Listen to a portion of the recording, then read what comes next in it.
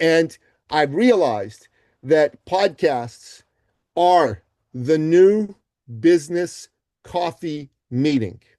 Hmm. Because in the old days, Hmm. before all this digital stuff, folks like me and you would get Yes. together, grab a coffee, grab a lunch. We'd get Yes. to know each other that way.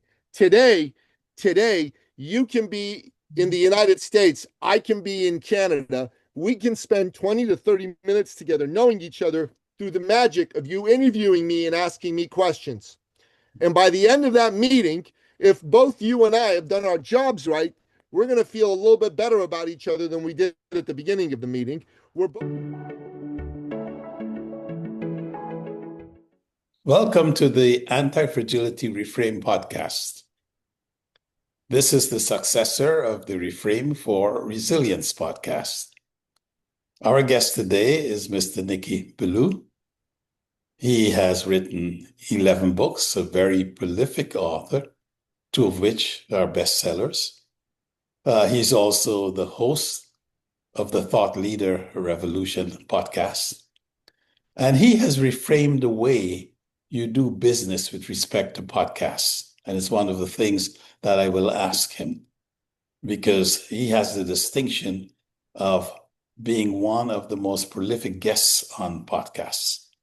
Let us welcome our guest, Mr. Billou. Thanks for having me on the show. Honored to be here. I am so happy that you're here, and I'm going to get right into it. Tell us about guesting and how you reframe the way we look at business with respect to podcasts. Sure. Well, let me tell you the story about it because it's quite an incredible story. So, back during the time of the lockdowns for COVID, Canada, Toronto, where I live, locked down particularly hard. And I was in the business of live in person seminars and workshops. So, our business, needless to say, was dramatically and negatively affected. Okay. About a $500,000 in revenue walked out the door virtually overnight. And I was, to quote a technical term, freaking the heck out. Right. And I approached my coach, Mark, and I said, Mark, I'm drowning here, man. You got to help me out. What are we going to do to replace this income? And Mark's a very smart and erudite man. And he said, give me a moment. And he got very quiet and contemplative. And I know better than to interrupt him when he's in that state. And he said, I got it. He said, we're going to have you go on podcasts as a guest, but not just to spread your message around, but to actually build relationships, get leads, get sales, and get clients. Now, you got to understand, I was pretty desperate at the time. I said, okay, sure. How do we do that? He said, and I quote, I have no freaking idea, but we'll figure it out together. I'm like, okay, great. So we found this incredible platform called Podmatch, which you're familiar with because that's how Yes. you and I met. And Podmatch uses the magic of AI to match hosts with guests. And I'm a Podmatch's professional level, which every 6 hours gives me six new podcasts that I can match with. Theoretically, in a month, I have 720 podcasts, and I'm paying under $50 a month. So it's not a lot of money. And I'm like, all right, Mark, I can get on a lot of shows. We're clear on this thanks to AI and Podmatch. He said, okay, great. So get on shows. So we figured out how to write a nice pitch to podcasters to get me on. And it was a pitch that I basically cut and pasted and changed a few lines to make it custom to whoever show I was going on. But the pitch basically was a pitch that said the truth. Podmatch, the algorithm decided we're a good fit. Do you agree? That was my first call. And if you do, here's all the reasons I think I'm a good fit for your show. Here's what I think will be interesting to your audience. Would you like to have me on? And I got to tell you, within the first month, I got on 100 shows. That's an average of 3 per day. Now, here's the good news. I got on 100 shows. Here's the bad news. I I got it. got no I got no sales and I got no clients. But what I did get was I got a lot of experience. So experience, okay, comes from not knowing what you're doing and exercising a lot of bad judgment, which I did in that first month going on these 100 shows. But with every show, I learned something. I tried something different. And I would do a debrief with my coach, Mark, who happened to be an ex military man in the US Navy. And by show 101, it all clicked. And on show 101, I made a great appearance. I built a strong relationship with that host. I got my first lead, my first sale, and my first client. Since then, I've been on a total of over 800 podcasts. This is May 2022. I've generated over 7 figures in business directly related to being a guest on podcasts. And I've realized that podcasts are the new business coffee meeting. Because in the old days, before all this digital stuff, folks like me and you would get together, grab a coffee, grab a lunch. We'd get to know each other that way. Today, you can be in the United States. I can be in Canada. We can spend 20 to 30 minutes together knowing each other through the magic of you interviewing me and asking me questions. And by the end of that meeting, if both you and I have done our jobs right, we're going to feel a little bit better about each other than we did at the beginning of the meeting. We're both going to be interested enough in the other person to say, you know what, might make sense for us to have another conversation. Because when I come on a show, the first thing I want to do is I want to come on with energy.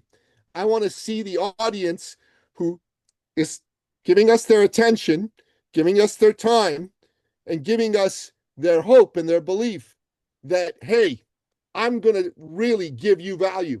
So I want that audience to be inspired. I want them to be excited, and I want them to leave with actionable things that they take into my life. That's my first intention. I always deliver on that intention. My second intention is I want to make sure you as the host feel this was a good use of your time. I want you to think, wow, I love this guy. I love his energy. I love the crazy things he has to say. I love the way that he makes me look good because he speaks in complete sentences and paragraphs and uses punctuation when he speaks and doesn't use little LMFAOs and things like that people do on texting. This is my kind of guy. Thanks for coming on the show. I want to have you back. That's my second intention, and I always deliver on that. And my third intention is I want that virtual coffee meeting that you and I have to result in a connection that can result in you and I potentially having other meetings, doing business together, collaborating with each other, making introductions on each other's behalf. It's what I call a triple threat intention, but it's the power of going on podcasts the way that myself and my coach Mark figured it out. We don't go on just to vomit what we know on people. We go on there in order to deliver something of value to people. And I got to tell you, if I can do it, little country boy from Tehran, Iran, someone born in the United States, in Canada, can definitely do this. This is a beautiful medium that marries AI, technology, and good old-fashioned one-on-one, human-to-human, heart-to-heart connection. As you move into the other aspect of doing the business, now you've gotten clients. I'll be interested in reflecting on, without, of course, revealing confidences, reflecting on an anecdote or two where you helped a client to think differently. That's a great question. Actually, I would like to, with your permission, to share 2 stories because I think both of these stories share different things that are equally valuable and important. A lot of people listening to this might go, Nicky, that's great for you, but you got this big energy and you're articulate and your English is perfect. I don't have big energy. I'm not super articulate. My English isn't perfect. I stumble over my words. It's not going to work for me. Well, balderdash, I say, because I'm going to give you 2 anecdotes, 2 stories that will disprove that theory instantly. So I had one fellow who came to me who's from Belgium. Belgium, as you know, is in Europe across the pond. People in Belgium do not speak English as their first language. They speak either Dutch or French as their first language. They usually speak both. This fellow's first language was Dutch. His second language was French. His third language was still not English, it was German. German. Yes. His fourth language was English. So he has this wonderful Belgian accent. He's very tall. He actually looks a little bit like Jesus. So I call him Belgian Jesus because he's got the long flowing hair and the beard like our Lord and Savior does. And so his name is Mathieu. Mathieu came to me with his accent and said, Nicky, do you think I can do the podcast? You know, I don't speak English, man. I said, you can do it. So I taught him how to go on shows, how to tell stories that way. The very first show he went on, he managed to build a powerful relationship and generate himself a 4,000 euro sale as a result. His very first show that he went on. 4,000 euros is just under 5,000 US dollars. Within the next 90 days, he was 84 days to be precise. So we actually have to be precise. 84 days, he generated 124,000 euro in sales. And this man's English is not picture perfect. English is not his first language, nor his second, or even his third. It's his fourth language. And yet, despite that, he was able to go on shows and still generate relationships. You don't need to be the most articulate person with English as your first language. You just need to be someone who's sincere, who's able to convey a message. So you can't be completely tongue-tied. You at least have to be able to say A is A and B is B, which he was able to do.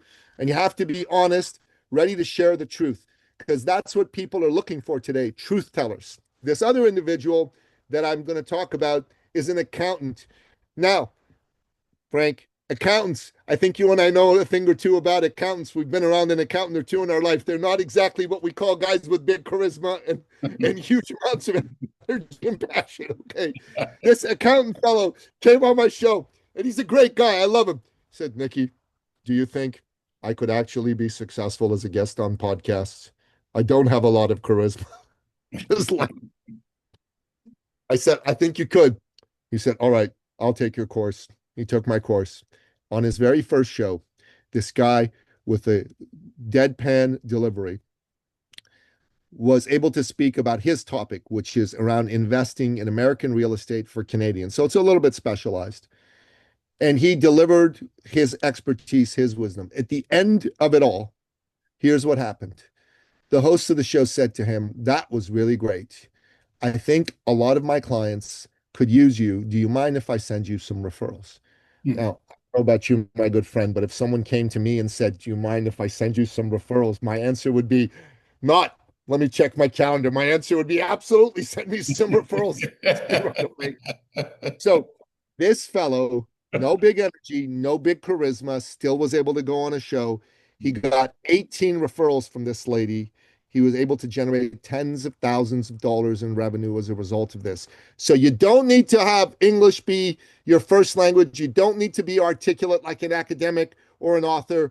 And you don't need to be someone with big charisma. You just need to be someone with a big heart, a sincere desire to be of service, and real expertise. Let's be clear. If you don't have real expertise, then I can't help you. But if you have real expertise and you've got a desire to be of service and you're willing to share and put the attention on helping other people and stop thinking about what they think of you and how your hair looks and how you sound and all that other crazy stuff that people think about, podcast guesting is a wonderful way for you to expand your reach, build wonderful new relationships, make a big difference, and make some money.